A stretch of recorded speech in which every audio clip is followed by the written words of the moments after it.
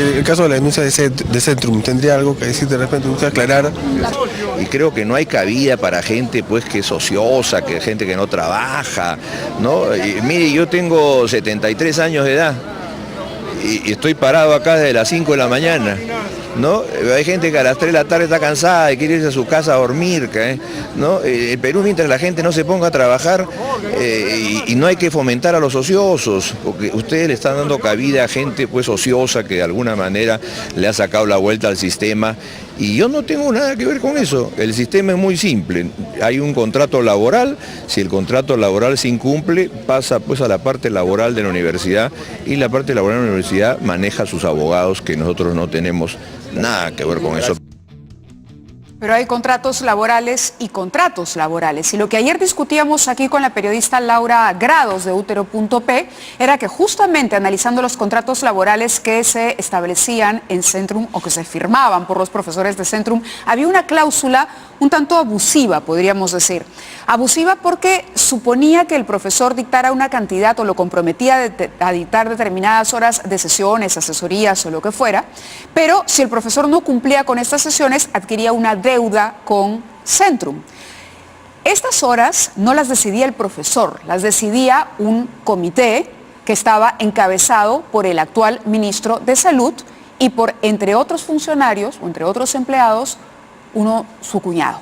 Entonces, aparentemente lo que se hacía era generar una deuda que los profesores no entendían cómo y con la que tenían que lidiar cuando rompían el contrato laboral con Centrum. Para entender mejor esto, está con nosotros el doctor Jaime Cusquén, abogado laboralista. Bienvenido, gracias por estar con nosotros. Buenas noches, Mávila. No sé si he explicado o resumido bien el caso. Muy bien. Igual hay varias aristas que mencionar. De hecho, esto es un caso que además es algo público. Digo algo público porque parte del reclamo se ha hecho a través de la OIT. Y la OIT ya se pronunció a través de la Organización Internacional de Trabajo, sí. Y se ha pronunciado a raíz de una reclamación que presenta la CGTP que hace suyo el reclamo de uno de los profesores. Lo que concluye finalmente la OIT en el caso de este profesor, dice es que la cláusula per se no es una evidencia de un trabajo forzoso, pero que en la ejecución de la cláusula sí podrían presentarse figuras que son o que podrían ser abusivas.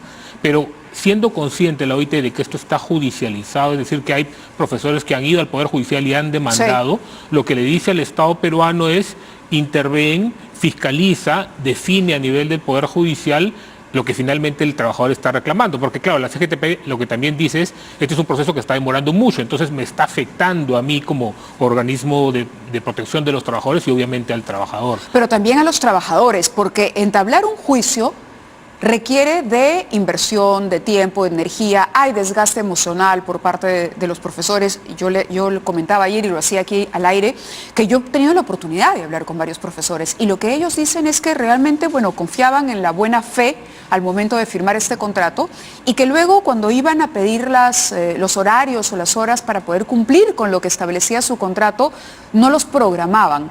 Y no los programaban porque había un manejo autoritario y tramposo de la dirección. ¿Qué pasaba? Que esta cúpula, ¿no?, que se había enquistado en la dirección de Centrum, programaba todas las horas o la mayoría de las horas de asesoría para los cargos directivos. Entonces, evidentemente, a fin de mes, el que más horas había dictado era el que más ganaba y esto se producía en desmedro de otros profesores a los que intencionalmente no se les daba horas.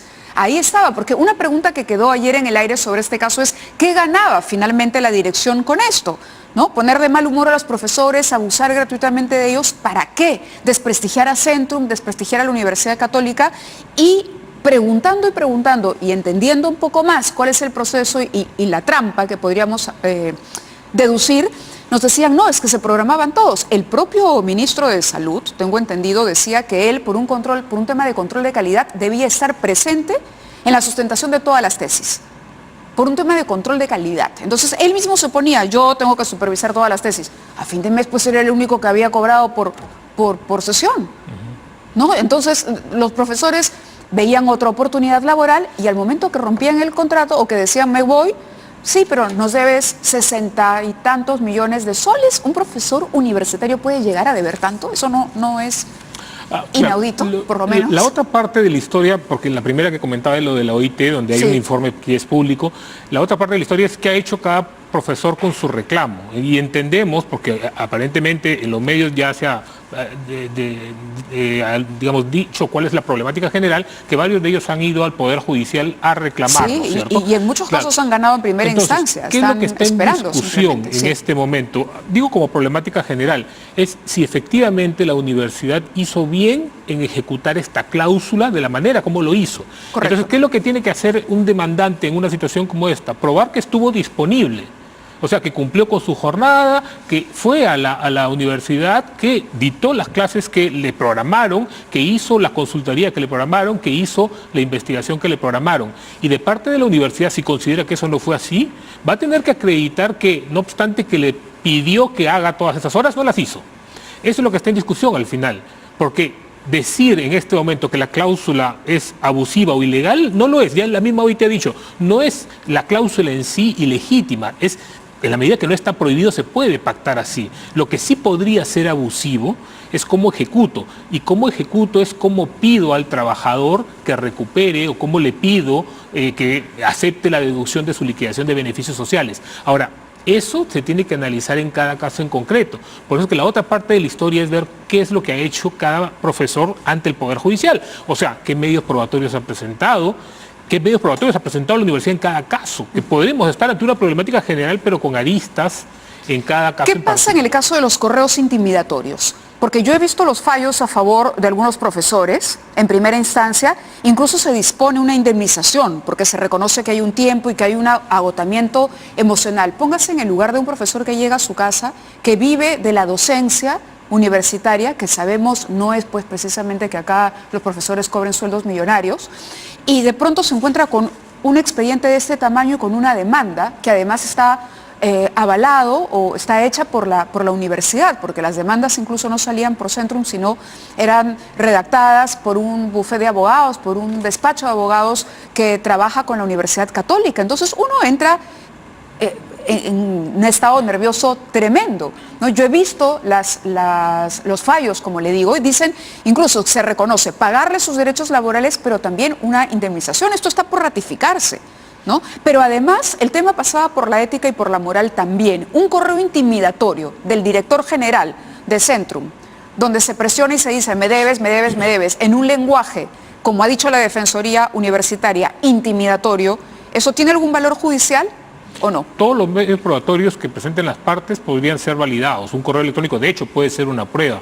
Ahora, aquí lo determinante es ver si efectivamente en ese caso concreto ese correo lo que hacia donde apunta es efectivamente hacer cumplir lo que el contrato dice. O sea, sí creo que es importante analizar y tener en cuenta que estamos hablando de contratos de trabajo. O sea, hubo un consentimiento de ambas partes para someterse a esas condiciones. Pero no para recibir correos agresivos, ¿no? Evidentemente no. Pero, digamos, en base a ese consentimiento que es válido, que el mismo OIT dice que es válido además, que no agrede per se derechos fundamentales, hay que ver si existieron actos de la universidad que efectivamente se convirtieron lesivos en la ejecución. Entonces, si en la ejecución yo intimido, ¿no es cierto?, si yo amenazo, entonces ahí es donde se puede considerar como abusiva la figura. Si yo te digo, si ya no eres de Centrum, eres mi enemigo, por ejemplo, y me encargo de fregarte y fregarte y fregarte y malograr tu trabajo o tu posibilidad de acceso a trabajo en otro lado, ¿qué pasa? Podría considerarse como una forma de amenaza, pero insisto, eso tiene que estar claro, tiene que haber pruebas. Tiene que haber pruebas. Así, entonces, si ese medio se presenta y se hace ver al juez que en el fondo hay una coacción, ¿no es cierto?, que hay una amenaza, entonces están viciando mi voluntad y además, como tú decías, si el trabajador prueba, porque no solamente basta decir me deben una indemnización, tengo que probar que hubo daño. Entonces hay que probar el daño y reclamar una indemnización. Yo le digo, hay profesores que hasta ahora aceptaron simplemente por no ir a un juicio, bajaron cabeza y dijeron, ok, te voy a pagar. Y están trabajando gratis, o han trabajado gratis los que ya cancelaron la deuda, trabajando gratis para pagar una deuda absurda que se generó por una triquiñuela. Esa es la verdad.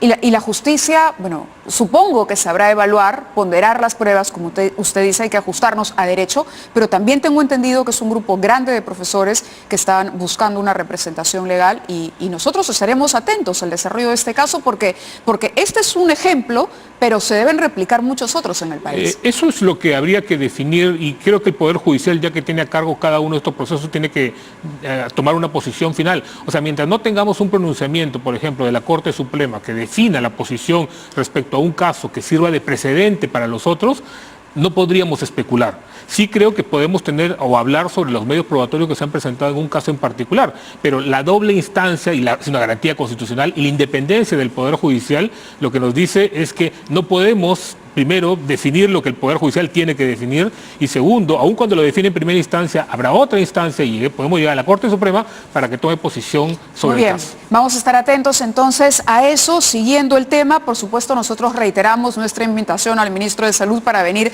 a aclarar estos asuntos. Esperábamos que hoy de alguna manera se pronunciara, pero no lo ha hecho. Desde aquí volvemos a invitarlo para poder conversar sobre este tema, porque más allá de las capacidades profesionales, también nos interesa tener autoridades que tengan comportamientos íntegros y adecuados en su relación con otros seres humanos, que sean personas íntegras, con moral, con ética y valores.